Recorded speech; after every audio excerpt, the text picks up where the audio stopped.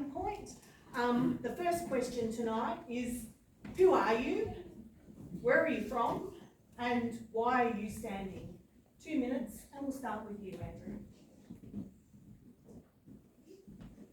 Time myself to help you. Oh, don't worry, Michelle's got that big belt that you're fearful of from last time. I'm Andrew Thaler. I'm from Nivenville, and I think we can do better. Just joking. I've been standing for quite a while, since 2013, and we keep coming back to hearing the same problems. And the problems that we have in our electorate, pretty much the same problems in nearly every electorate. There's a common denominator, it's called politics. And we keep sort of appealing to the red team or the blue team to look at our problems and solve them. And I'm going to hear tonight about Duns Creek. And I'm probably going to say the same thing I said last time. I don't really care about Duns Creek. I don't live there. Why would I care about Duns Creek? That's the honest answer that you should get from most of the politicians, but that's not what you get. I want to see an overtaking lane somewhere between the Victorian border and Cooma. And I've said that at most of these forums in all the past years.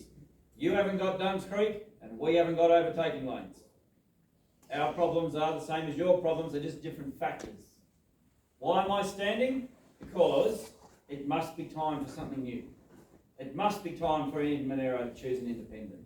It must be time to break out of your red, blue paradigm. Voting green is no longer a protest, it's suicide. Politically and economically, we can't afford the green policies. You want to vote red or blue? Why bother coming to these things? Aren't you here for new information? Vote independent. Vote for yourselves. Vote for your own interest. Vote to get some return on your hard work. But if you vote for Christie, watch out, you're going to end up with unrealised capital gains taxes. Someone asked me about that tonight, and I'll help you understand it in case you don't. It is the stupidest thing I've ever heard.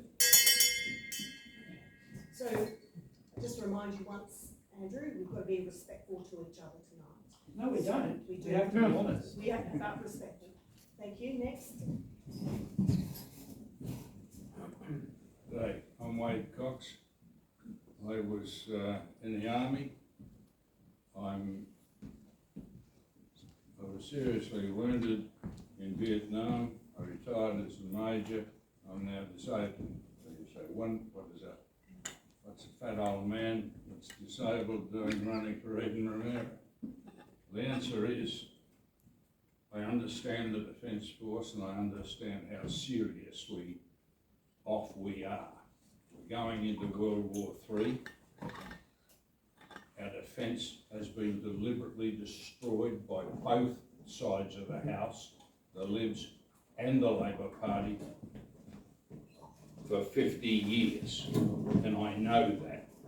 I know they breached the War Reserve in 77. Ray Leroy and I warned them that they breached the War Reserve. We only had 1 day's 50 cal ammunition left to fight a war.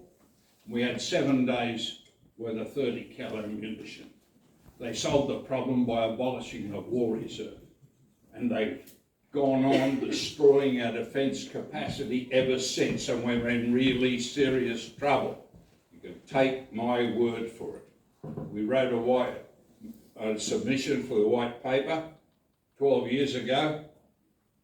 They ignored what we told them. Two colonels, a political operative and myself, they ignored it. They put it in the white paper, they said, and they failed.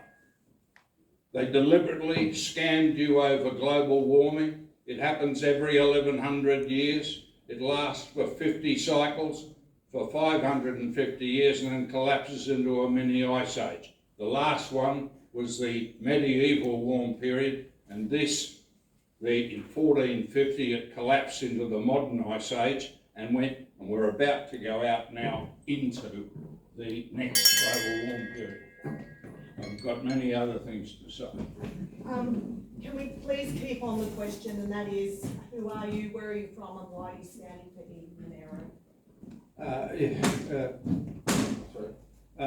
Fraser Buchanan. I live in Merimbula. I'm a Merimbula local. I'm very concerned. I joined the Heart Party because Heart Party represents health, environment, accountability, rights and transparency. Those very core things make up a good democratic society. The problem I see and we see is that we are being run by globalist corporations who dictate policy to our two wings of the same bird, the blue and the red team. They're beholden to these corporate entities, and we are in a predicament where we have $1 trillion debt, we have a cost of living crisis, we have a housing crisis, we have incredible situation where people are struggling, and yet the rich are getting richer and the poor are getting poorer, and there's a huge amount of money getting hoovered out of our country through these multinationals who are not paying tax.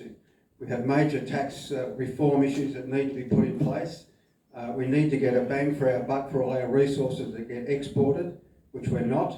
And instead, all we get is 66 cents of every dollar that we earn taken from us by the government. It doesn't matter which side you're on, it's going to be exactly the same. It's all window dressing that they are offering up. We're about the future for our children. We're about creating an environment where our kids can afford to buy homes and get work. We want to reintroduce manufacturing and productivity to this country, and we feel it's sadly lacking.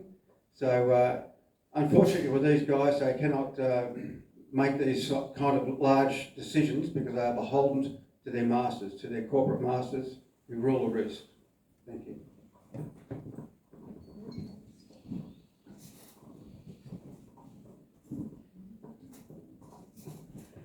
Good evening and welcome everyone. Anyone that stood out on pre-poll or was outside today, this is a welcome retreat to be in here tonight, so thank you for coming along. Jo Vanderplaat, I'm a Cooma local. I moved to Cooma in 1985. When I started high school, I married a local builder and we have 2 kids and live on a small rural property just outside Cooma. I've been a lawyer in Cooma for very, very many years. Specialise in industrial relations and property, which are 2 very topical areas for a candidate, given the importance of those 2 areas during the election. The reason I'm standing, there are a number of reasons, but one of the big ones is I've never been someone that can stand on the sidelines and just have a whinge. I like to be able to get in there and try and help deliver solutions. So I think everyone knows what the issues are, but to be able to be part of a team that come up with solutions and be very outcomes focused is something that I can deliver for Eda Monaro. When I stood for pre-selection, I stood on a number of really important platforms that had been informed, I guess, from me being part of my community over a very long period of time.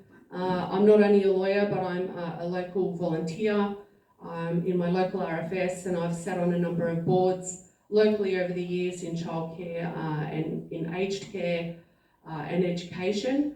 I think I've probably got a very good handle on what those issues are, but over the last 12 months I've been out and listening to you. They are health, they are roads, they are small business, they are cost of living, and and again, small business owner myself. I do see that I'm able to probably lend some experience to that area if I'm elected. But thank you, and I look forward to your questions tonight.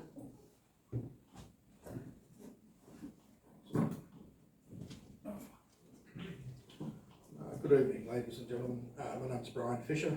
I'm standing as an independent. I'm a non-aligned independent. I'm not directing preferences to anybody. Self-funded, completely self-funded. You won't see any conflicts, virtually any conflicts around the elected. Can you hold the microphone up closer, please? Okay. Beautiful. My background's in transport. I have a 57-year background in transport. My father was a train driver for 35 years. I started with the railways in '86. I worked in the Goulburn division for most of my 30 years in the rail industry. I was track manager at Harden on Main South. I was in charge of 560 kilometres of track infrastructure, a multidisciplinary team of 33, and I'm hoping for a hung parliament so that we can get some serious change from what we've been getting. Try and break the back of centralisation. I want to see the Bombala railway line reopened, extended to Melbourne, a branch to Jindabyne and to the Alpine ski tube. The extension to Eden. I want to see the South Coast line extended from Bomaderry to Eden and onto Orbost and 30 seconds. Oh, 30 seconds, sorry. Okay, so I'm standing to see if we get high-speed rail from Sydney to Melbourne, via Goulburn, via Cooma, and via the snowfields and the Alpine region. I want to see serious inroads made into poverty. There are 3.3 million Australians living in poverty as it stands. That's a substantial chunk of our population. There's 127,000 homeless people who are homeless. I want to see pension and the job seeker raised above the poverty line, and they account for basically all of those 3.3 million Australians. So pensioners should not have to make choices between whether they have a heater on or whether they. Okay.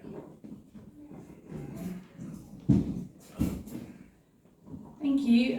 For those of you that don't know me in the room, I'm your current member for Eden Monaro. My name's Christy McBain.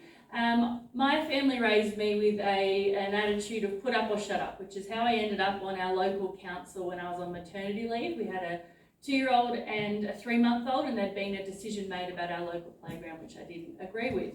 So I ran for council and got elected. 4 years later, I was elected mayor, and unfortunately we had 9 declared natural disasters during that time. And I'd walked the halls in Sydney and in Canberra talking to politicians about how disaster response and recovery could and should be done better. And then in 2020, I was asked to run in the Eden Monaro by-election. I am a lawyer. I live in the Bega Valley, and my husband and I run a small plumbing business. My parents, neither of them finished high school, and they had a series of careers before they ran a Main Street business in Merimbula. My focus is that no postcode should be a barrier to any person across this country, which is why, for me, making sure that we've got more regional study hubs is incredibly important. Why investing in Medicare for more health services is incredibly important. And we've been able to deliver the new Queanbeyan Urgent Care Clinic here. And so far there's been over 7,000 presentations to that in 9 months. We've opened the Queanbeyan Mental Health Hub, which is incredibly important because that reciprocal agreement between the ACT and New South Wales doesn't extend to a range of mental health services. We've made a series of improvements around this area, including doubling Roads to Recovery, a fund that goes to every council across the country because regional and rural councils have more roads to maintain than anywhere else in the country. In QPRC, that means an extra $5.4 million over the next funding period, bringing their Roads to Recovery to just over $13 million. So when you vote for a major party, you vote to get delivery on the ground. I've been able to do that in opposition and in government over the last 5 years because I'm a candidate that is always prepared to work across the political spectrum to get things done. Thank you.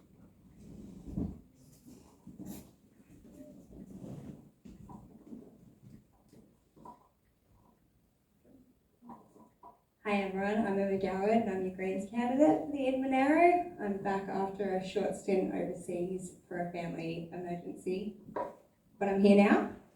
And before I begin, I'd like to acknowledge the traditional custodians of the land we're meeting on today. I recognise that sovereignty was never ceded, and I honour the ongoing connection First Nations people have to the land, waters and culture. It always was and always will be Aboriginal land. So I grew up in the Bega Valley to a dairy farming family who have farmed for generations. And having that connection, I've seen firsthand how droughts, floods and devastating fires have had on our lands, reshaping our region and our way of life. That experience made the climate emergency pretty personal for me, and it's shaped my commitment to tackling the climate crisis and protecting our environment, not just for the land's sake, but for our farmers, our communities and our future generations. I'm here because I believe communities like ours deserve more than business as usual politics. I want to shift the perception that Greens are anti-development. I believe we can protect our farmland, our forests, and our future by making smart decisions now, investing in sustainable industries, and protecting our biodiversity and backing our communities through real climate action. I've worked in the hospitality industry for years, meeting people from every walk of life. I've studied community services because I'm passionate about supporting people who are too often spoken about in politics, but not actually spoken to. I'm not a career politician or a lawyer. I'm a young hospitality worker, community advocate, and someone who understands real day-to-day issues. Sorry. Like the rising cost of living, struggle for affordable housing, and the urgent need for better health services. I know some people see the Greens as radical, against development, or too idealistic, but it's just not the case. We believe in sustainable development and smart projects that strengthen our communities without destroying the land we rely on. We're fighting to put dental and mental health into Medicare, ensure safe and affordable housing, tax the billionaires, and make them pay their fair share. Thank you. Thank you.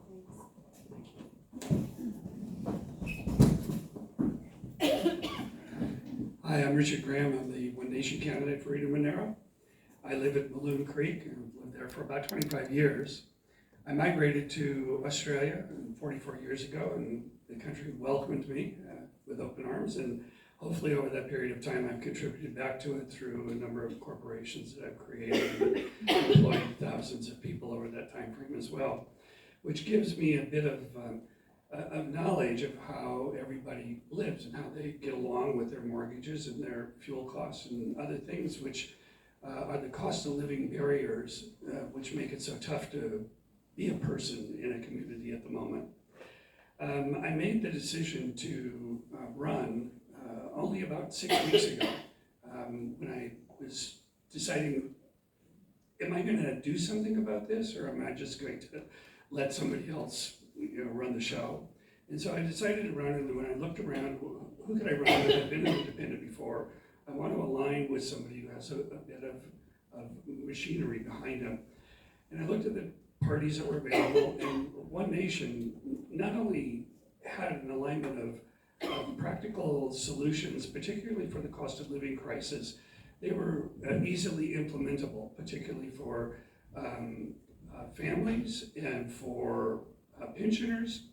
And they not only looked at the detail at the ground level, but also at the high level issues, which is government's high level of debt. And until the high level of debt is tackled, we will all be paying more taxes and getting less benefits than we deserve to. So that was the primary interest for me, to get in and align with the policies of One Nation, and I appreciate having the opportunity to be here tonight to discuss those with you further. Thank you. Wonderful, thank you so much. So we're going to start a round of questions where we are going to put our questions to the panel first. The first question is: the Jerrabomberra, Googong and Tralee Residents Association all support the construction of Duns Creek Road, connecting the Monaro Highway to Old Cooma Road as a critical piece of infrastructure for our growing region. If elected, will you act and vote to support Duns Creek Road as a federally recognised priority project and work to secure funding for its construction? I'll start with you, Richard. Yeah, Margot, until I understand the economics, which I'm not full bottle on, I couldn't make a commitment one way or another.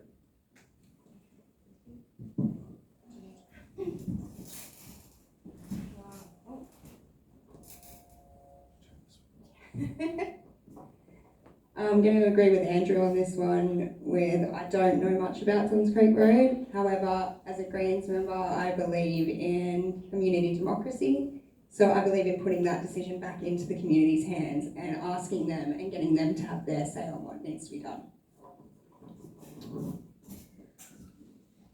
Yes, I've secured the first $65 million for it. Council has done the planning for stage 1. It's now been broken up into 2 stages. The overarching question now is where stage 2 will be planned and how that will get back into South Jerrabomberra and Googong, and that's critically important, and the community needs to have their say over the route for stage 2.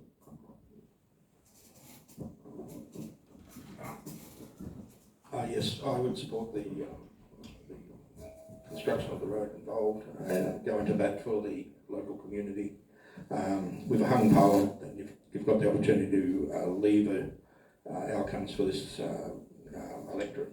So, yes, I would represent the electorate very strongly in that regard, and not, the King's Highway upgrades to that, safety improvements, and yes, very much so, and rail infrastructure as well. Yes. Thanks. Almost the number one asked question in this area of me over the last 12 months. I know, and it's well documented, that people bought into Googong on the promise of that road being put in because they thought that they were going to get a quicker ride to work. We're 5 years down the track and nothing has been started yet. But yes, I would fully support that going ahead and to have a time frame put around it as well.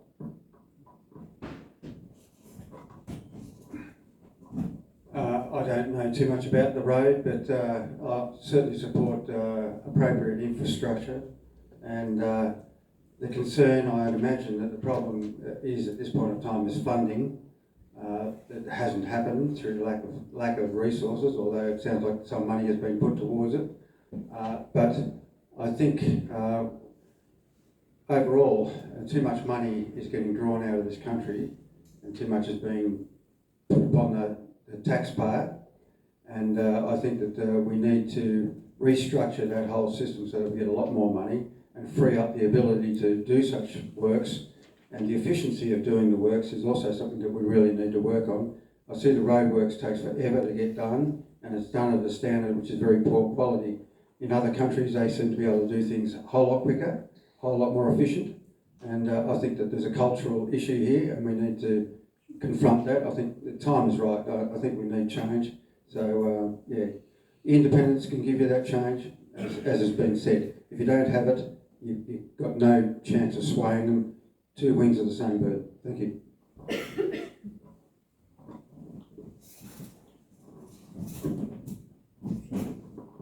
Fraser's correct. It is a problem. They have allocated funds to the job. I was 6 years on council at Thaler in the old system before they made Pellerine. Before they created Pellerine. One of the problems we had with roads was that the local councils decided sometimes to deliberately obstruct the creation of roads. Now, we also have problems with taxes. We've got $1 trillion tax debt created by both the Liberals and the Labor Party. It wasn't one. It wasn't the Labor Party that did it. It was the Liberals and the Labor Party. And we're $1 trillion in debt. We've got to start reducing that by taxing our mineral resources overseas. $15 a tonne is our party policy. We're going to do that to reduce the debt. But we've also then got to make sure it goes into the roads as the traffic requires and the people want. And I've learnt that for 6 years, battling my head against a wall against councils who didn't want any development at all. And that's what we've got to be careful about, and that's what we've got to get to the bottom of, as to whether this bridge is the will of the people and they actually need it. But anyway, I will try and get whatever the people want done.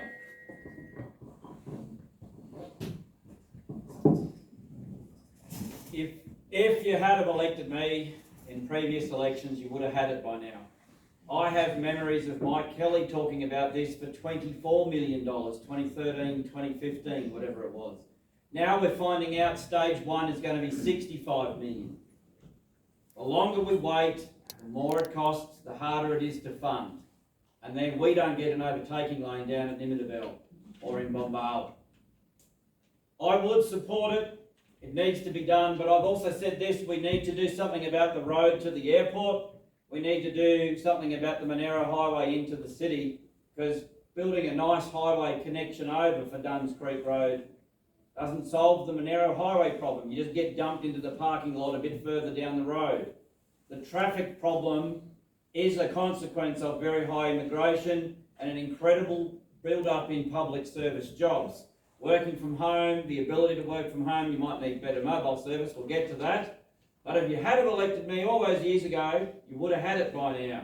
It's a real, I love coming to say that. It was my mission tonight. I'm satisfied. Thank you. So the next question is, local councils are expected to deliver more with fewer resources, often without predictable or sufficient federal funding. As a result, we're experiencing massive annual rate increases. Will you commit to increased and more reliable federal funding for local councils to support infrastructure, services and community programs? Well, you probably heard the news, but I got elected to the snowy Monaro Council. And I'm pretty good at saving money. They don't want me there. So delivering more with less. Welcome to the world of a scrap metal person. We make money from someone else's shit for a living. That's how it works. Christie campaigned, and I've campaigned against her, that she was going to raise the federal assistance grant. And she was made the Minister of Local Government. And nothing happened. So why did nothing happen? There was no will, it was a promise. A non-core promise, to borrow from John Howard. Councils are being asked to do more than they were ever expected or built to do. And we have a crisis of skill. We have a crisis of management in councils. We are buried in bureaucracy and layers of paperwork. On Thursday, if I don't get suspended tomorrow, on Thursday, in our council meeting, we have 1,000 pages of bullshit to formally give to the community to say, here's our plan for the next year, here's what it's going to cost, here's our income. They forgot to tell us what the income was going to be as councillors. We have no idea. And that's how it's working, year after year. I met with Kendrick last week for an hour and a half. I've known him. I've had more contact with your mayor than I have with mine. It's insane. It must end. So when Christie promises to raise the federal assistance grant, don't believe it. Put me in and it will happen. You need somebody with tenacity, competence, skill, and even though it's bad news, I'll still make you laugh about it.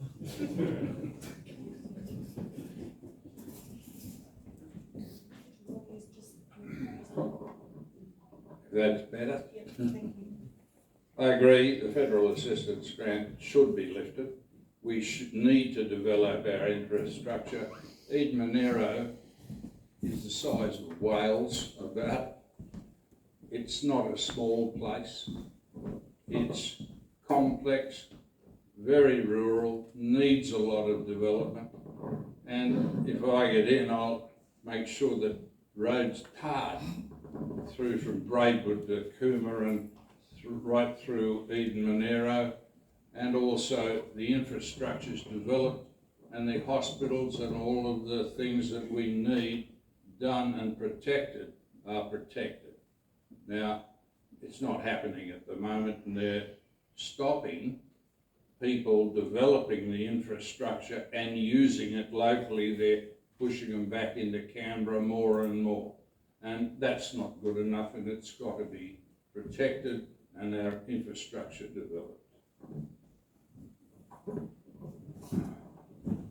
Yes, I also support the federal assistance grant being increased. I don't support the rates being increased all the time. I think we're at the pinnacle of what people can bear in that regard. But again, I get back to where I think that there needs to be a cultural shift, and we need to get bang for our buck. We need to get return on our resources. Resource-rich country like ours, we're letting offshore gas run out of this country for basically no return. That needs to be rectified. We need to be not allowing these corporate entities to get out of this country, haul money out of our country without paying tax, which happens. We have two of the two wealthiest or profitable supermarkets in the world, Coles and Woolworths, and they have a return on equity level at about over 30%, one of them's 34 and one of them's 28%. In the US, the supermarkets over there are at 1.5%, and they're profitable, so think how profitable these ones are. So they're price gouging us, but the government won't do anything about it. So we need to be getting money off them, and we need to be pulling them into line. And I think that we should actually establish a bank, an Australian bank, a government bank, an infrastructure bank, where we can produce our own money, and rather than borrowing foreign money at high interest rates, we back it with our own resources like we used to do, and build our infrastructure at affordable prices, and the money stays in Australia.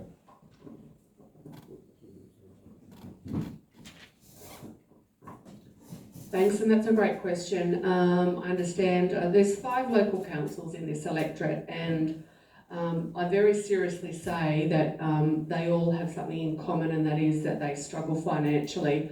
Roads, rates and rubbish. They are core services of each council. They struggle to do that, and to answer the question, I would support a return to the 1% for FAG. It's something that I've already met with several councils about.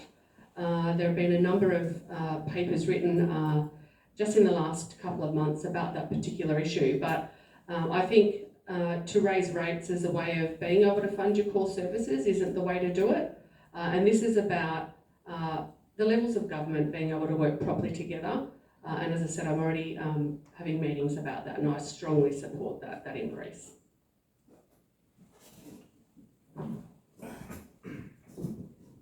As I have stated, I will be driving decentralisation.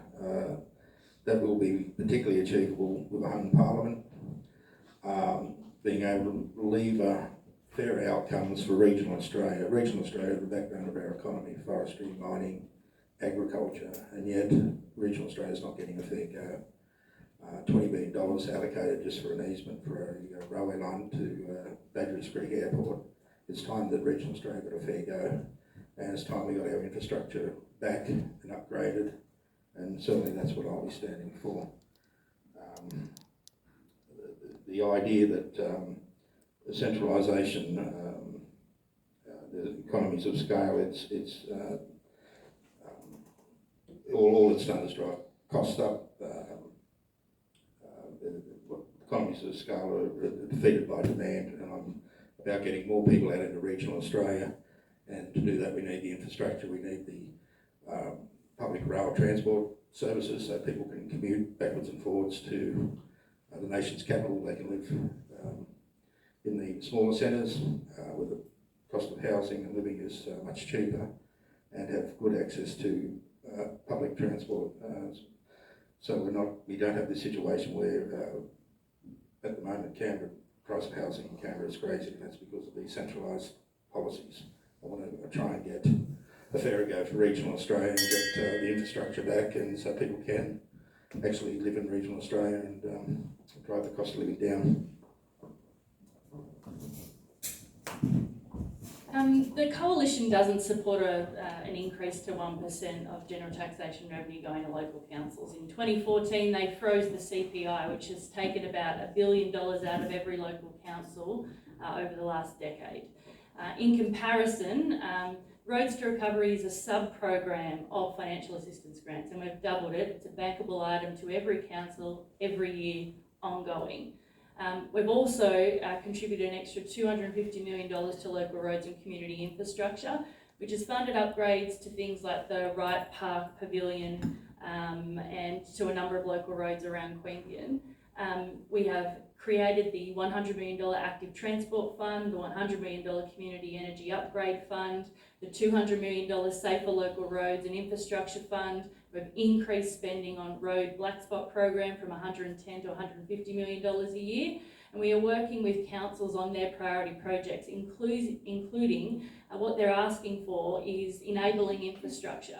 We've got now over $1.5 billion going to enabling infrastructure in local communities so we can see more houses built. Just down the road in Cooma, we've seen earthworks start in the last couple of weeks, over $23.6 million, which is water infrastructure and road infrastructure, so there'll be 177 new home sites there. We've contributed $27 million to upgrade a sewage treatment plant in Maroolin to get more homes there. Councils are asking us to help invest in the things that they ask for, and that's what our government has been doing.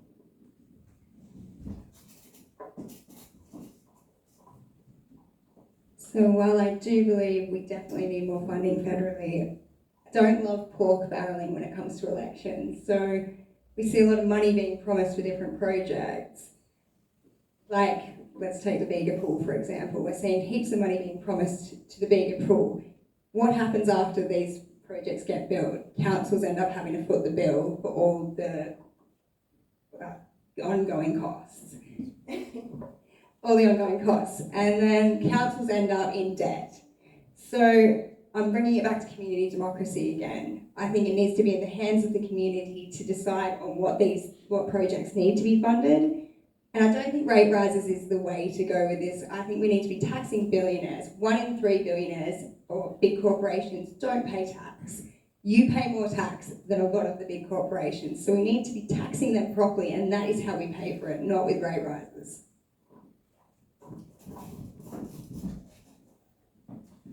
Thank you, Margaret.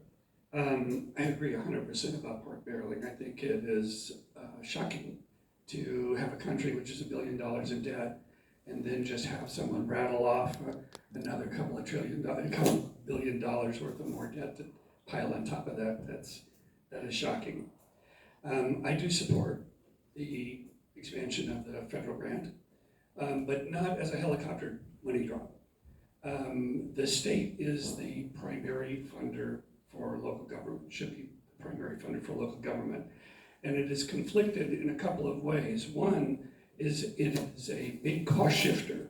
So it invents legislation that the local government has to implement and monitor, but it doesn't give adequate funding for it. So that's the first thing. The second is in 1999, when the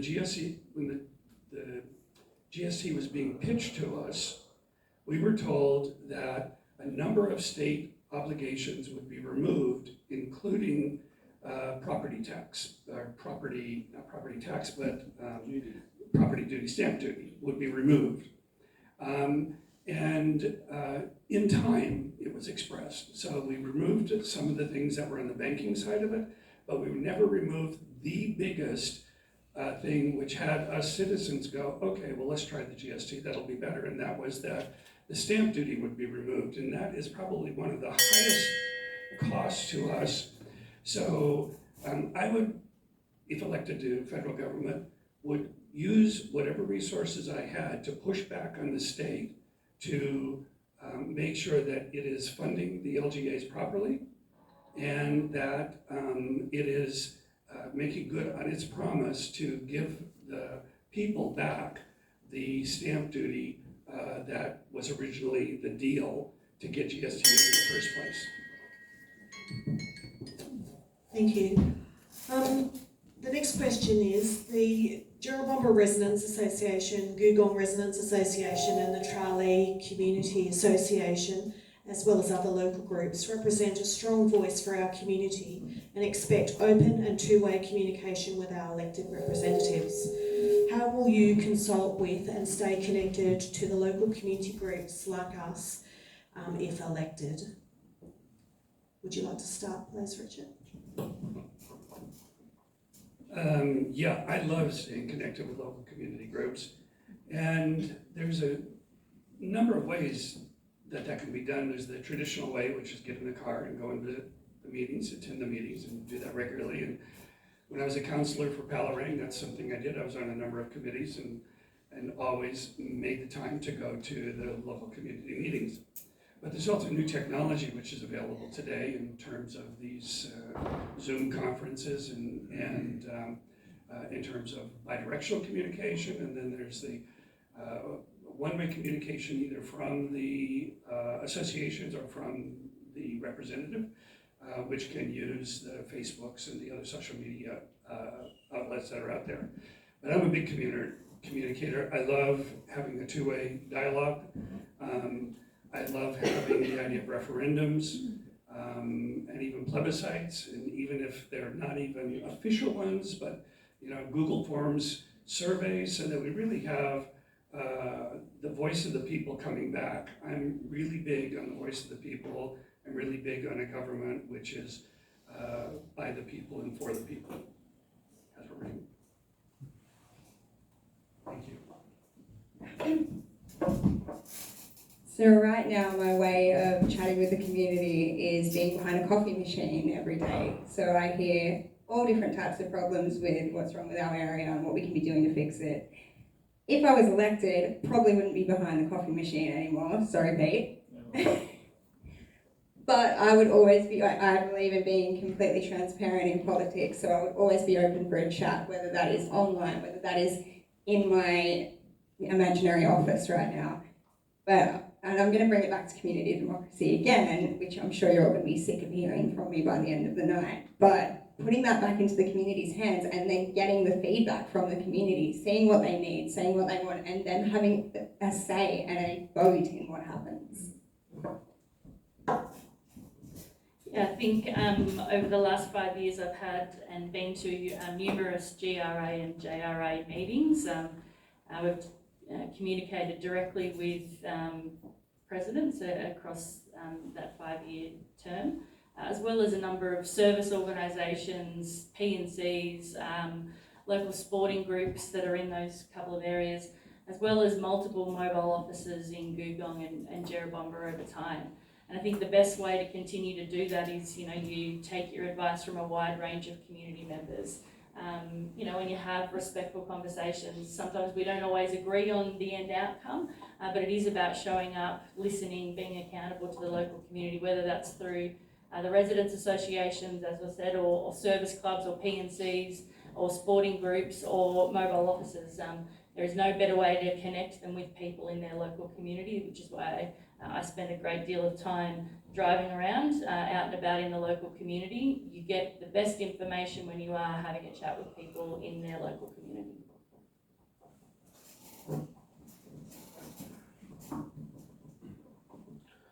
My intention would be to maintain 5 staffed officers in the electorate. That would include Goulburn, Queanbeyan, Cooma, Merimbula and Eden, employing local staff who are from the local community, and also by availing myself to the community, whether it's by community groups like this or on an individual basis. When I'm not, if on the odd, chance I was to be elected, I certainly, when I wasn't in Parliament, I'd be availing myself to the community members again.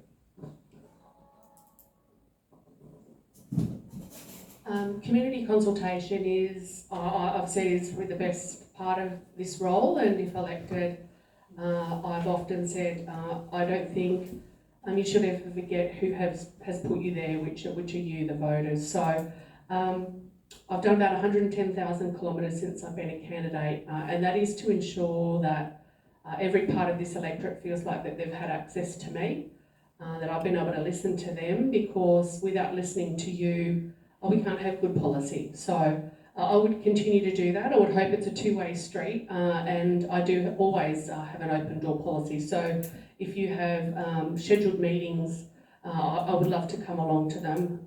Obviously I do lots of street stalls, and we'll have campaign officers as well. But yeah, just making myself available to you and doing the best that I can do in terms of listening to you and making sure that I convert that listening into some action. I was a councillor for a time in the early 2000s. I served a term, and I was also president of a ratepayers association for 5 years. And I know what it's like to be on both sides of the fence, and how important it is to communicate with those that are in the community and also those that are in government. I just think it's about having an open dialogue and communicating, reading your emails and responding to them, and keeping in touch with the people in your community. We've been doing that as this election's been happening. We've been getting inundated with emails, but responding to them accordingly. And there's a lot of people out there with a lot of questions and wanting support. So I think keeping in touch with the Ratepayers Association would be a good way of keeping the community perspective on things, and also talking to the council as well to find out their perspective on things. So just keeping an open dialogue. Thank you.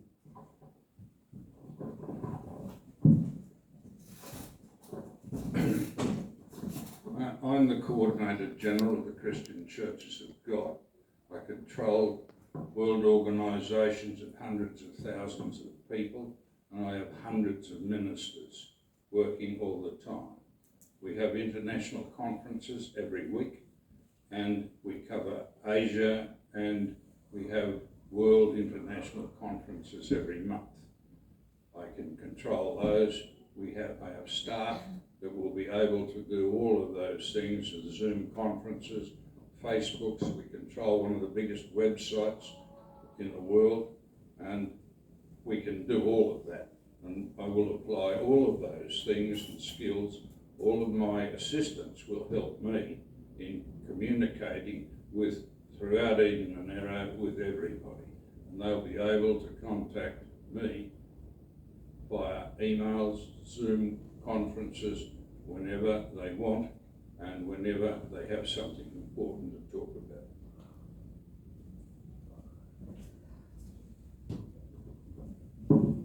Well, I'm not going to start off with, hi guys.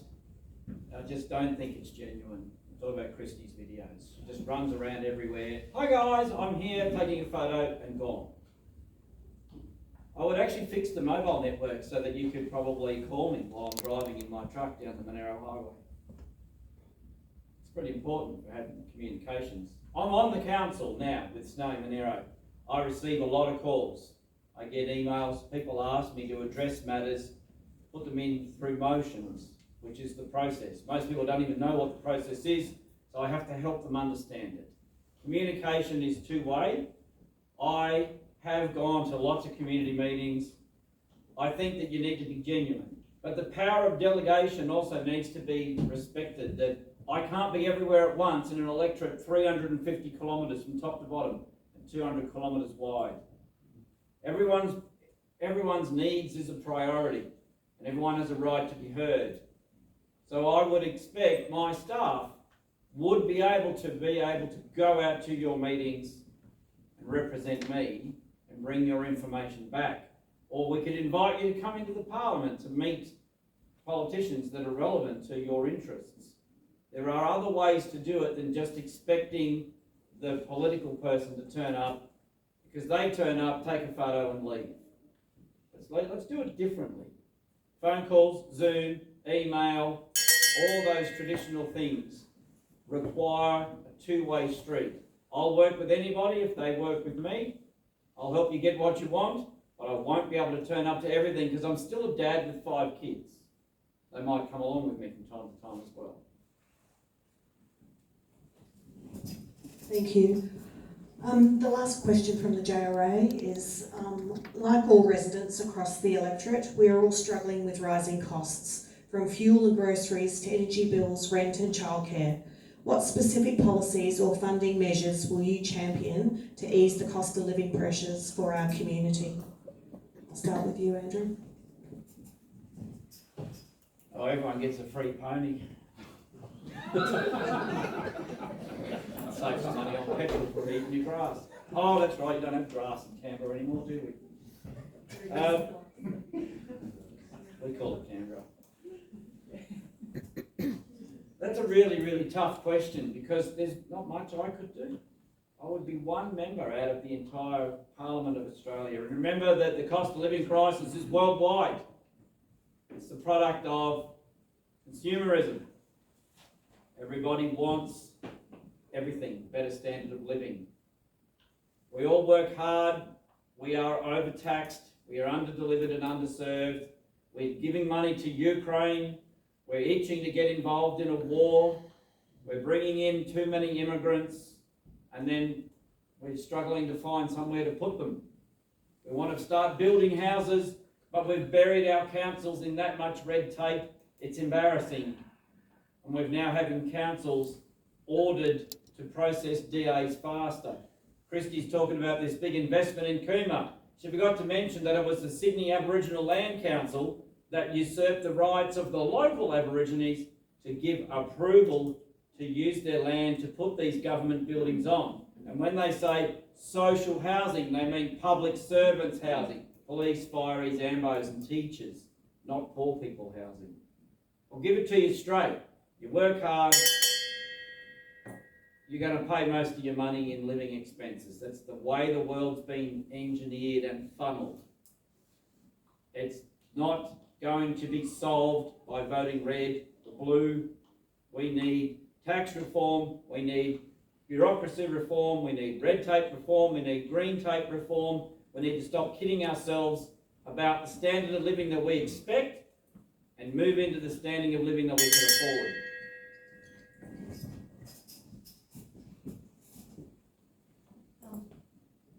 I think my voice needs it then. The fact of the matter is that we've been had over the last numbers of years.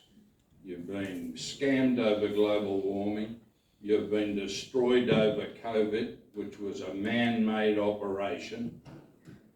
It was the American North Carolina weapons, bioweapons facilities, the Australian facility at Geelong, Canada and France, which developed COVID and sent it to Wuhan for gain-of-function research.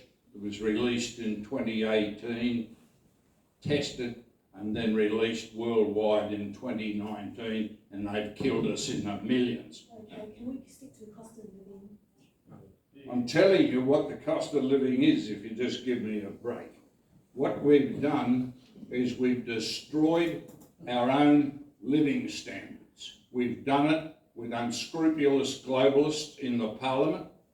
We've elevated by forcing the price of power up. We've put fuel excise up to the point all of our transport is costing us through the nose.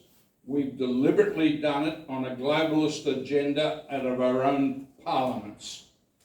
And we're killing our people. We are stopping our people from developing. We have to stop. I think that Wade's on the right track. I think that the trouble with our governments is that they're beholden to these corporate giants. As I said, they are beholden to Coles and Woolworths. They allow them to price gouge us. They won't touch them. They won't touch the gambling lobby. They won't touch the banks. We have 4 most profitable banks in the world. Of the top 8 we have in the world, 4 of them are Australian. We have people we have 3.5 million people in poverty. It's ridiculous what's going on, and we're letting our resources run out of this country for diddly. There needs to be major structural tax reform to pull that money back into this country and not let it go out, and then we can turn things around. That's how we can do it. But the only way you're going to do it is not through the red and the blue team, because they have received $260 million. That's nearly that's $250 million in funding, lobbying funding from these corporates in the last decade. So they run the show, and that's how it works. Anything that goes against them or the banks, they run the show. So these guys their hands are dirty. They can do nothing about it. You need to have independents with clean hands who can stand there and say, no, we're not compromised by you guys, so we need to balance the power to make that change. So you need independents in there to make that change. Thank you.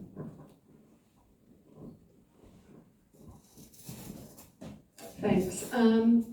One of the reasons that I am standing is that I don't think governments of all persuasions have done very well over the years, which is long-term planning, and that's unfortunately because we have a 3-year political cycle. There are issues in this country that should be important for all parties, things like health, things like the environment, things like education. Unfortunately though, we live in a very fast-paced society and people will say to me on day one, what are you going to do to make my life easier? I would like to say that we are going to make your life easier. But as a few of the candidates have already said, there's a lot going on out in the world there. And what I'd like to try and focus on is short, medium and long-term planning. Some short-term planning, some immediate relief, while we take on the business of trying to plan for the future so we can have our living standards go back to where we're able to comfortably live. You will have seen we've got some immediate tax relief, $1,200 at your next tax return for 12 months. We've got the 25 cent a litre off the fuel excise for 12 months for very good reason. We don't want these things to go on because we know that we have debt and we need to be able to manage our debt properly. We've got a lot of great small business initiatives and they are initiatives that I'm very proud of, whether it's the instant asset write-off, which we will make permanent, whether it's new businesses getting IT deductions, whether it's mill expenses so you can take out clients and support your local businesses. I'd like to think that when you're looking at a voting, whether it's pre-poll or it's on Saturday, that you take a look at the fact that this is an immediate relief, but that we also think it's just as important to plan for the future.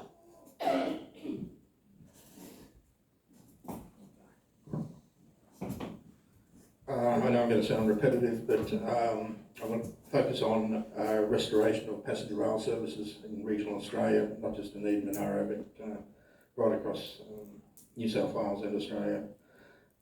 Driving decentralisation so people can live in regional areas, returning our roads made of steel that are purpose-built for heavy traffic, transporting heavy traffic efficiently. We need to have a sustainable immigration policy. We need to get in front of that 8 ball with that in terms of availability of housing and infrastructure. As it stands, 500,000 people have been brought to Australia, and it's created a shortage of housing, and of course this has driven housing pricing up. So we need to look at immigration. I'm not anti-immigration, but it's just got to be managed properly. And the availability of housing, affordable housing, low cost, low deposit, low rate, affordable housing. And I think that's the main thing. Is that I think decentralisation will do a lot for driving the cost of living down, providing the infrastructure is there so people to support regional communities and support living in regional communities, and increasing the supply of land and supply of housing, whilst getting a handle on immigration and having a sustainable immigration policy in place, which we don't have at the moment. No one's looked at what is a sustainable number. We're 25 million. We need to look at that and have a policy in place and have a clue what we're doing in that regard, which neither of the two parties seem to have at the moment. When we came to government in May 2022, inflation was 6.1% and rising. It's now 2.4% and falling. And that's because we've made some really tough decisions in the budget. We've found about $177 billion worth of savings in the budget, which is meaning that as taxpayers, we're paying about $77 billion less in interest over the next 10 years, which is huge. We have backed minimum wage increases in the last 3 years. That means average minimum workers are now getting about $150 extra in their pocket every week. We have backed a 15% pay increase for childcare workers and for aged care workers. We have given a tax cut to every taxpayer across the country by rejigging stage 3 tax cuts, and we've legislated a further 2 rounds of those tax cuts. On average, that means every Australian is about $2,500 better off than they were 3 years ago. There is still more to do, including another round of energy bill rebates. We've made some significant changes, including a $1,000 minimum work deduction that you can claim as your tax return. There is going to be more work to do, and it is going to be more heavy lifting, but we've made some progress. but there is absolutely more work to do. And at this time, when the world is in a state of flux, we need someone that is calm and considered and can make decisions in conjunction, not only with Parliament, but across the world. We've introduced with the OECD a minimum standard for taxation for multinationals. No longer can you hide where you are and pay less tax. We have legislated now that there is a minimum tax standard, and every OECD country across the world has signed on to that.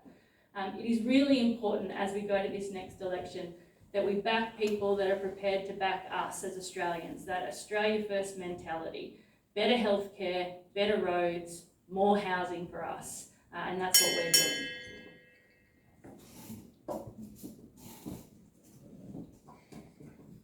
All right, so we want to put dental and mental health into Medicare. Make it so you can see the GP for free, because accessible and affordable healthcare should not depend on your bank account. We want to wipe student debt because young people are being forced out of uni. We want to make uni and take free. We want to stop supermarket price gouging. The duopoly, it has to end. It's ridiculous how high the prices have gotten. We want to cap rent increases and build more affordable public housing, lower mortgages, and stop people being priced out of the market. Now, to say that's a problem for immigration, I think that's a bit of a cop-out. The problem is greedy property investors and property developers that are buying up the market and hoarding houses. It's not immigration. They make up 2% of the housing market. We want to make the youth allowance and job seeker a livable wage, because right now it's too low. And the way we're going to do this is we're going to tax billionaires. The Greens take no corporate donations, so we can't be bought by any of these big corporations. We can't be bought out by Woolies and Coles. We can't be bought out by property investors. So that's, yeah.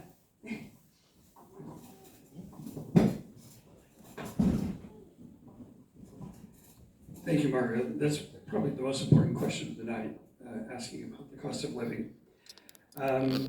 In terms of common consideration of governments, you would think that the governments that have been in power for the last 6 years would have had plenty of time to have solved this matter. So to come here and say that we'll be common considerate in the next go around and fix all this begs a little bit of thinking.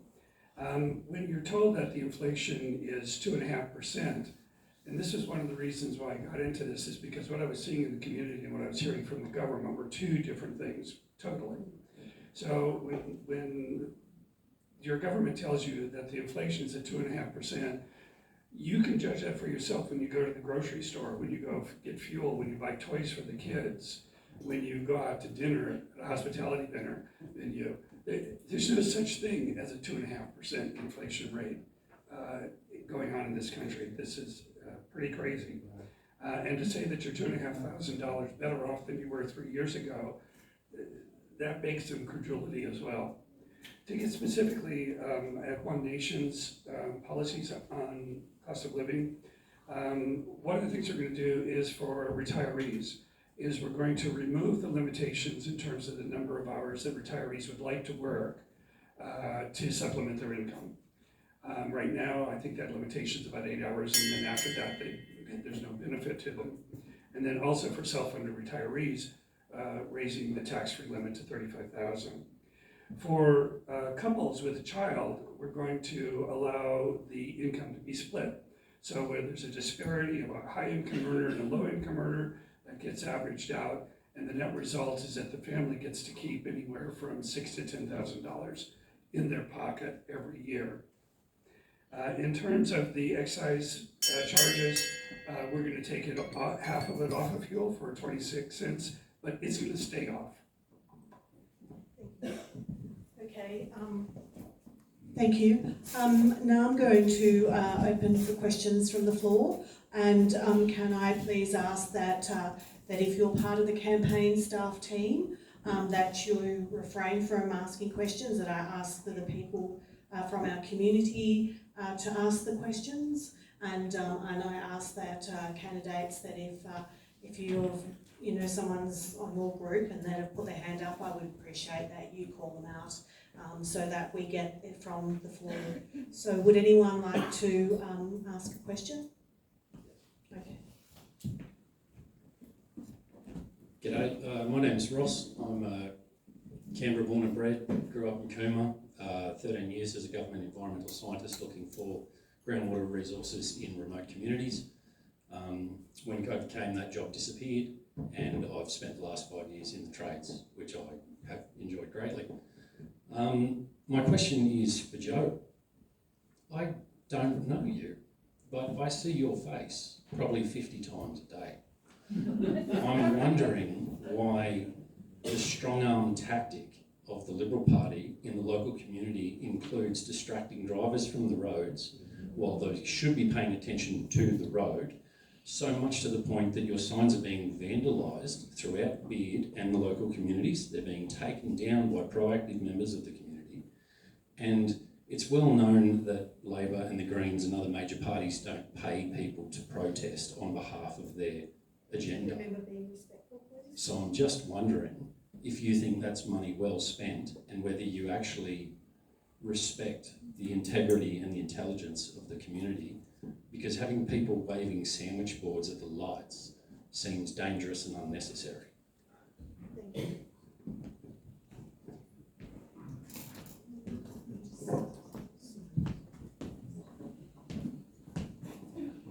Thank you. And I think there's probably a couple of questions in there, so I'll try and answer them all. The call flutes is an interesting question. So I have a number of people say to me, I have seen you everywhere. And then I have lots of people say, I don't know who you are. And I do have to say, have you been living under a rock? Because I have a gazillion call flutes out there. Each and every one of those call flutes represents to me some very hard work. So if you're standing against an incumbent, it's very hard for people to know who you are because you just literally haven't been given the opportunity, obviously, to be out in the community as much as that person might be. Every single call flute and information piece that's out there, I've had to fundraise for. And I'm not going to apologise for the fact that I work really, really hard. So when I see people drawing Nazi signs on my call flutes, when people are calling me a filthy pig on my call flutes, it's actually quite disturbing, and I think it says more about the person than me. To the issue about sandwich boards, on every single occasion that has been raised with me, I have very much gone back and said the first and foremost priority should be around community safety, and if people are near busy roundabouts and those sorts of things, then I've had to say, look, hey, we've got lots of great volunteers out there that are very passionate. You need to move back and make sure that people can get about their business. Can I add to that? It's a really interesting question because I've been asked as an independent, why don't I have more call flutes out? Well, in the last election, I put them out and they got spray painted and stolen. So what it also turns on is, how do you get known? You've got to try to turn up. You come to these things, you get on local council, you get suspended from local council, you get written up in the Sydney Morning Herald, or you get spat on at the No rally in Cooma by Labor Party people. Right? That's what happened to me. And then I got hit by a Labor councillor's husband. You take a lot of shit on this campaign trail on a sustained basis. Now, Jo gets away with not being hit, not being spat on, and not being sacked from council because she's got call flutes on the side of the road. She's smarter than me. But do you see the point? How do we, in a controlled media, get our message out to you? You have to be innovative, you have to be trialling, you have to be in people's faces. Facebook is not really how it works. And it's kind of old school, going back to call flutes. Sandwich boards would go us back to the 1800s, and soapboxes. So I have a bit of sympathy for Jo, but she did start very late. Okay, so is there anyone else that would like to ask a question?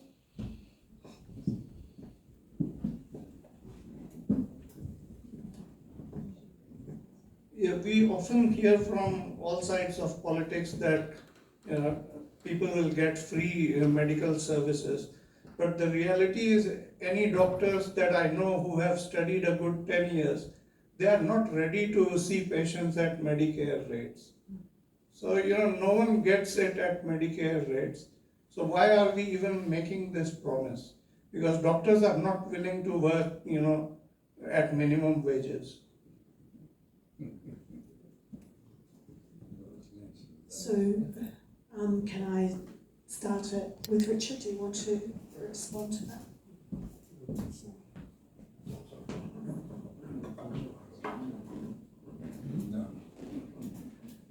You're right.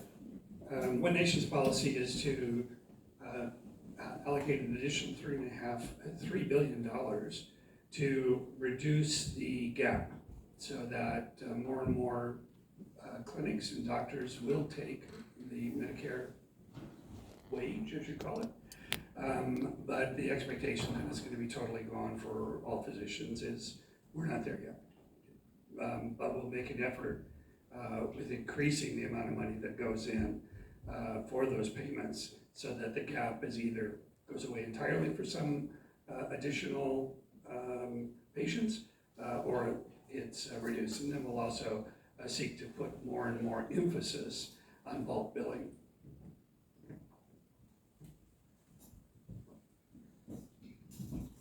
We tax the billionaires for our natural resources that we have an abundance of. We're giving them away for free overseas. Places like Norway tax their resources properly and they have free healthcare. Medicare is incredibly important. It's a great Australian tradition that you should be able to access cheaper healthcare.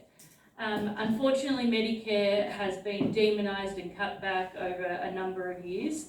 So we have done a couple of things in this term of government. We have tripled the bulk billing incentive, so doctors that are bulk billing actually receive triple the payment they were receiving. We have increased Medicare rebates for a range of services.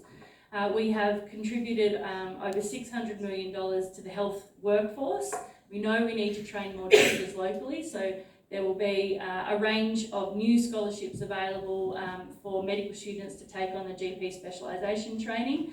There are now going to be 100 extra Commonwealth supported places at university for medical students, and we're providing scholarships to nurses and midwives to upskill.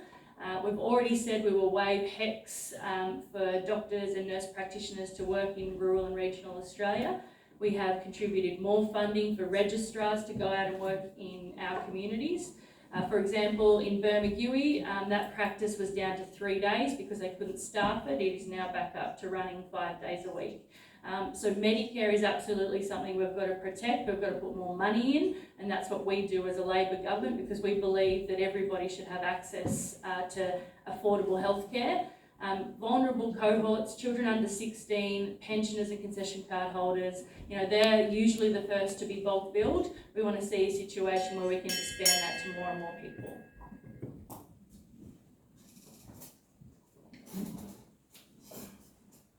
I personally support provider numbers being tied to bulk billing and no gap. I think there needs to be some leverage in terms of the government being able to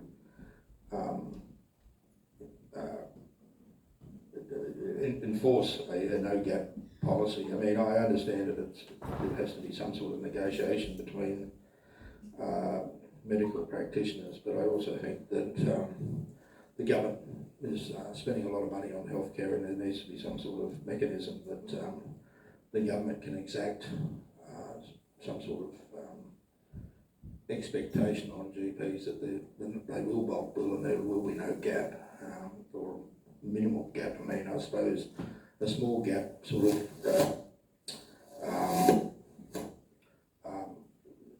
it enforces the fact that it isn't actually free, it's paid for, but there should be either no gap or a minimal gap, but I certainly, as I said, I think the provider numbers need to be tied to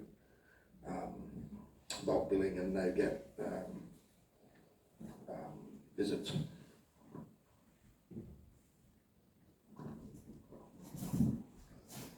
So to answer your actual question, which was about basically once you've come out of training, what can you do? I had 2 doctors approach me over the Easter weekend when I was out to say that they can't do 6-minute medicine and that they could not be forced to bulk bill because the viability, I mean, we need to remember that GPs in Eden Monaro, the vast majority of them, we don't stop and think about the fact that they are actually small businesses themselves and they really struggle with the viability of their practice. I don't know the answer to that in terms of how you force doctors to do 6-minute medicine in order to get through and bulk bill, but I've been very vocal about health during this election. Down on the coast 2 weeks ago we had a doctor's surgery close and that's not something that I want to continue to see. I think the biggest issue for us is having access to a GP.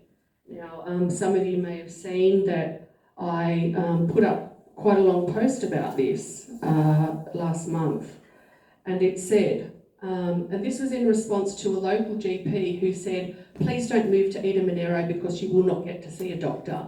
I don't use the word crisis lightly, but we are in crisis with our health system.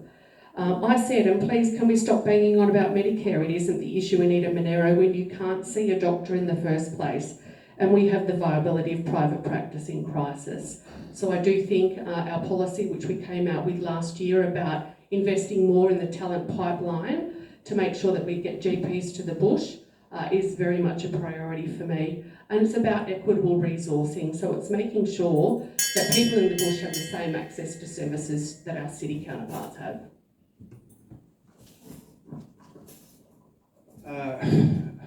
Look, I think the gap should be closed. I think it's crazy if there is a substantial gap. I can't comprehend that there could possibly be a 6-minute consultation. I mean, how anyone could, any doctors or any patient could feel that they're being satisfactorily dealt with in a 6-minute time frame.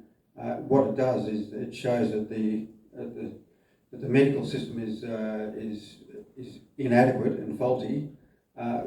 We have a 60% chronic illness rate in Australia at this time.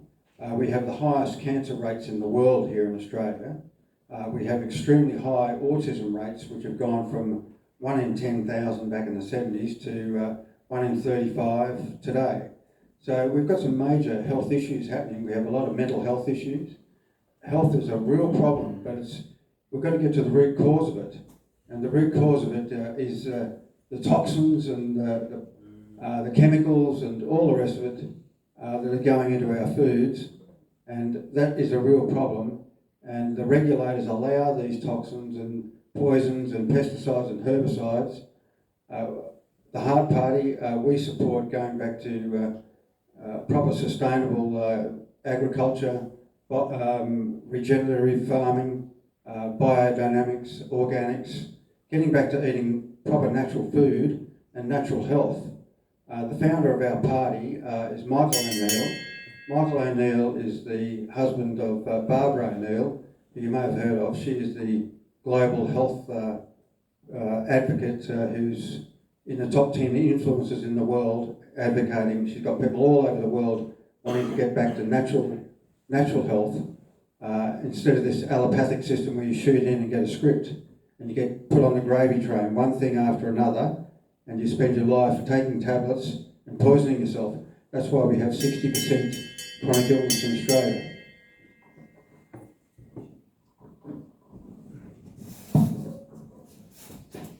I was born at the end of World War II. In those days, our forefathers thought nothing of taking up a rifle and going to war in the defence of our people. Doctors would go long distances and take food instead of money from people who couldn't afford to pay them. They were different men, and they were men. Not anymore.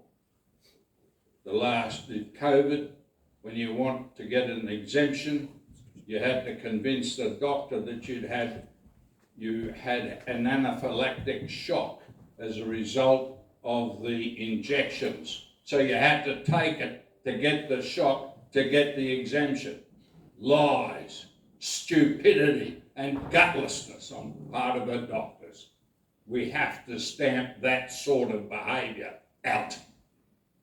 We have to sort this whole medical system out. There'll be no gaps that doctors won't treat. They'll treat or they'll get disbarred. The solution to the medical problem in Britain was to create a national health system. There are no arguments in Britain. I've been sick in Britain and I've been treated at no cost with no problems from a doctor, and I was an Australian.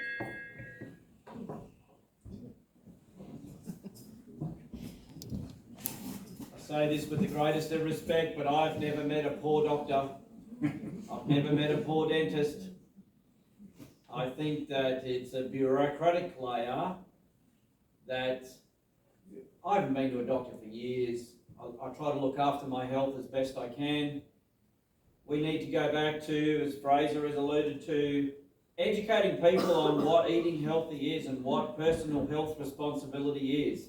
And when you go to a doctor, we can't have a 6-minute chat. The first 3 minutes are spent looking you up on the internet to look at your My Health record, and then I'll ask you if your address is the same. Right? The bureaucracy in this health system is the cost. The same in our schools, the same in our roads, the same in our councils. It's that bureaucratic layer. Now, many of you may be public servants. I thank you for your service, but can you do less? Because there is too much intrusion, too much data gathering.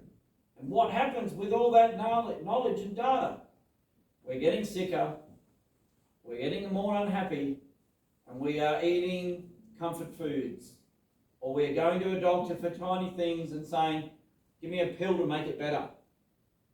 That's not how life should be. Personal responsibility, personal health, walking, jogging, running, healthy minds, healthy guts, healthy brains.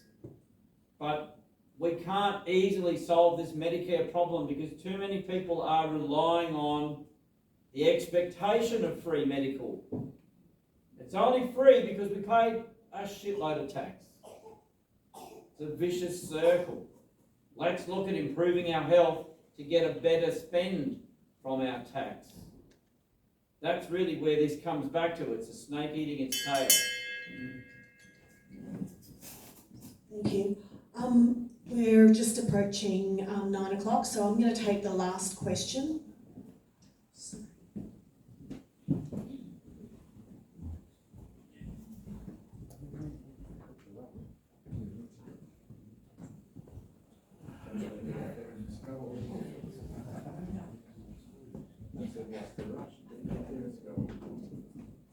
Hi, I've just got a question for Joe. So I'm really interested, I guess, in the maths of one of the Liberal Party's election commitment regarding the public service. So as I understand it, what we're looking at is over the next 5 years, reducing the Canberra-based non-frontline service delivery and non-defence personnel APS by 41,000. So looking at what the numbers are, and I'm happy to talk through the maths, but I know we're short on time. We're looking at around 68,000 Canberra-based APS, taking out the people I just described, and reducing by 41,000 would leave around 13,000 people, and they'd be looking after the PBS and Medicare and environment and agriculture and infrastructure. I guess that's around a 75 to 80% reduction of the public service working on those issues. How do you see that working?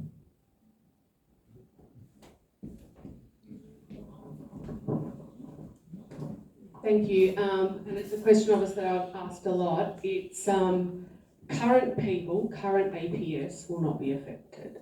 So what we're talking about is not hiring anymore. So we will achieve this through hiring freezing. We will achieve that through natural attrition and voluntary redundancies. Just for someone in the room, I didn't mention voluntary redundancies in it. So we aren't going to be sacking anyone. So please feel safe that your job is safe. It's something that I've advocated really heavily on when the announcement first came out.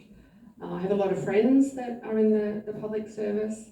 What I see is that the areas like Cooma, Bungendore, but obviously Cooma, that's where I come from, Queanbeyan, Googong and Jerra, that have a high level of public service, feel safe about going about their daily lives and that they keep their jobs. For me, it's actually about the benefit that you have from those people staying in their jobs and being able to have that flexibility in their roles. And for me, if someone's working from home a couple of days a week in Cooma, it means that they're spending money in Cooma and they're not spending money in Canberra. It means that they've got the flexibility of having their kids in local schools and building families in those areas. But I'm happy to talk about that a little bit more if you want at the end of the night. Thank you. So that brings a conclusion to the questions. So now just to sum up, we're going to have a very fast 60. And just so that you all know that this is the order on the ballot paper when you go in on Saturday or even earlier, that this is the order from left to right. And so we will start our fast 60 sum up with Andrew, who's number at the top of the ballot paper. Sorry. Andrew is number 1. No. And you just walk in and you just write 1, 2, 3, 4, 5, 6, 7, 8. Done. Sorry, Richard. Couple of things. Let's fact check the Greens. 2% of the property market. Well, you can't, when you have 1 million immigrants in the last 2 years, that's 4% of the population. Energy bill rebates from the Labor Party. Yay! Oh, the energy companies put it up more than the rebate. Oh, I didn't think that would happen, did we? These are glib vote buying promises. I told you get a free horse when you vote for me. I've got 7 Brumbies. They're really good fun. Pony. Pony. Okay. I want a free pony. Happy to be corrected. I can be a bit of a clown. I'm not an idiot. I might be suspended this week, but I'll be taking them to the court and getting back in. I will stand up for your interests. I don't care whether you're from Queanbeyan or Cooma. I stand up for everybody.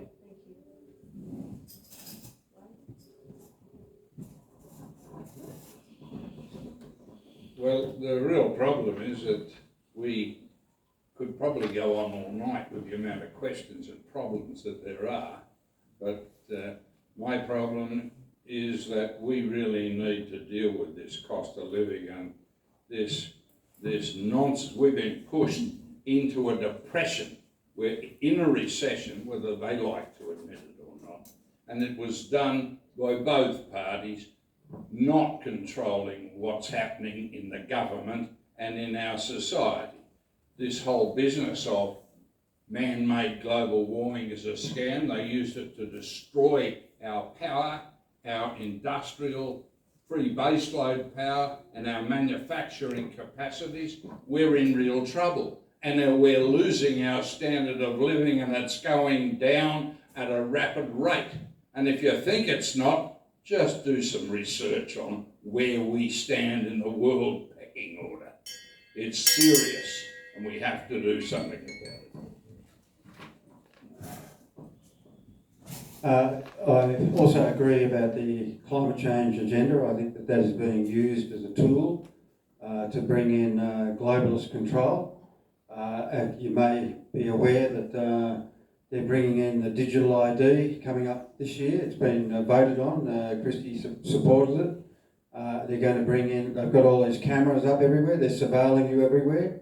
We're going into a digital grid, a compliance grid. They will be bringing in a central banking digital currency. They want to phase out cash.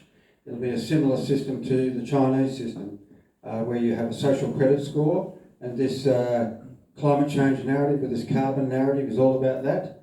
Carbon credits, It'll be okay for the rich people because they'll be able to buy their credits and fly their jets and whatever they like. But the poor people will be enslaved and have to do everything according to the narrative. It's a major issue. As I say, we are being beholden to, or our government is beholden to the corporate giants that are ruling the roost. Unless you have independence, unless you have independence in there, you're never going to get change, so you have to vote for independence. I've kind of forgotten the question, so I'm just going to do a 1 minute and say what you see is what you get with me. I'm genuine, I'm approachable, I'm a part of your community, and I'll never forget if I'm elected who put me there. My priorities, obviously, I've talked about some of them tonight, are very much informed by what you have told me over the last 12 months. I have a heavy focus on health. My first degree was nursing, so I'll be making sure that we have enough doctors and we have enough specialist health services to make sure that you keep your health.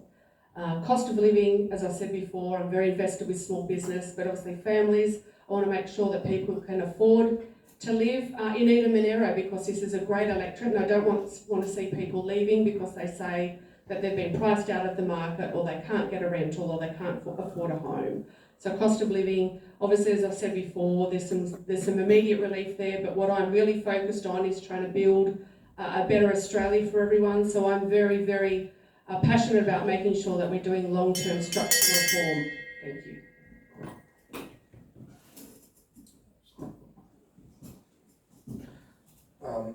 Okay, so as an independent, I'll be hoping for a hung parliament and to work to get a fair go for regional Australia, which is obviously Eden Monaro and Australia generally in regional Australia. Regional Australia is the backbone of our economy, supporting regional towns and building and supporting regional towns and cities.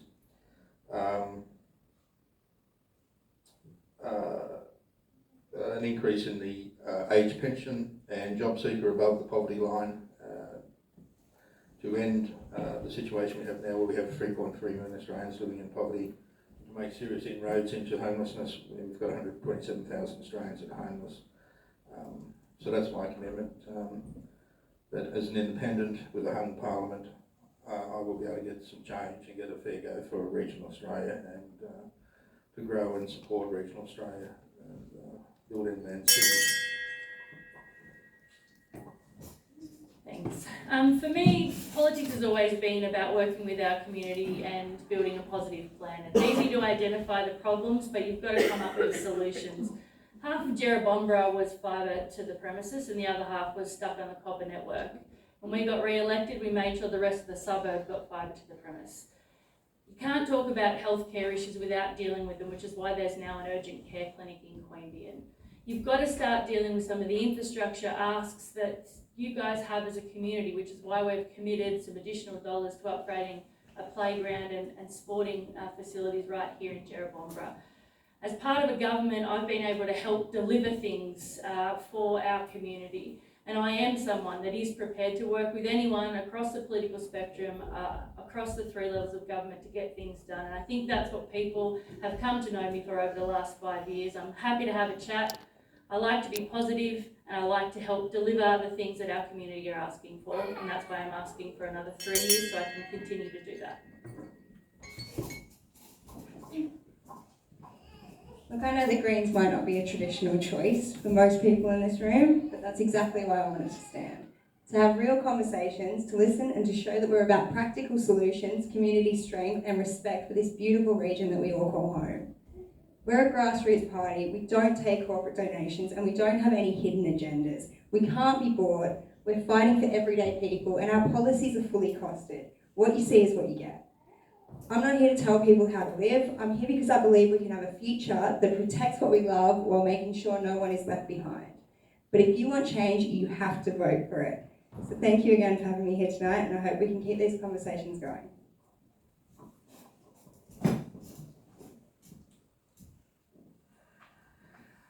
On May 4th, there'll either be a Labour or a Liberal Prime Minister. If you want to have the voice of the people in Parliament, then you need to hang it. you need to create a balance of power mechanism that takes to whomever is the Prime Minister your voice. One Nation has stood for that position for a long time, both in there's two tickets here. This is one ticket, this is the House of Reps. There's also the Senate ticket that you'll be voting on. And I'm going to ask you to seriously consider One Nation as being that trustworthy device between those two factors, those two factions, that will carry your voice reliably, dependently, that you can count on and take that in, whether it's an economic matter or a social matter, that we can be counted on and we can be trusted. Thank you. So thank you everyone for coming along this evening, and thank you very much to the candidates for your time.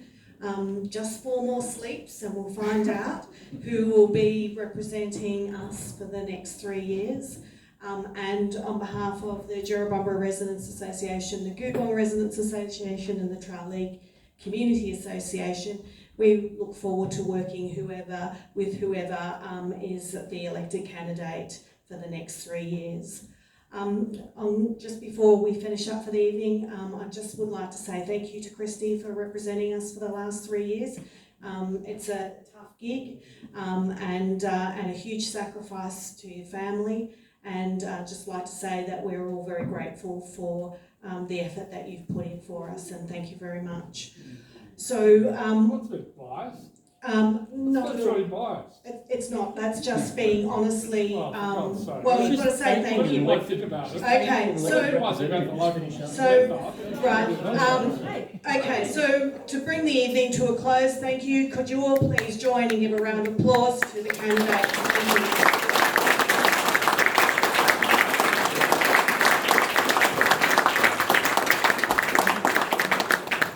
And with that, I'll just say good evening and have a safe trip home. Good night.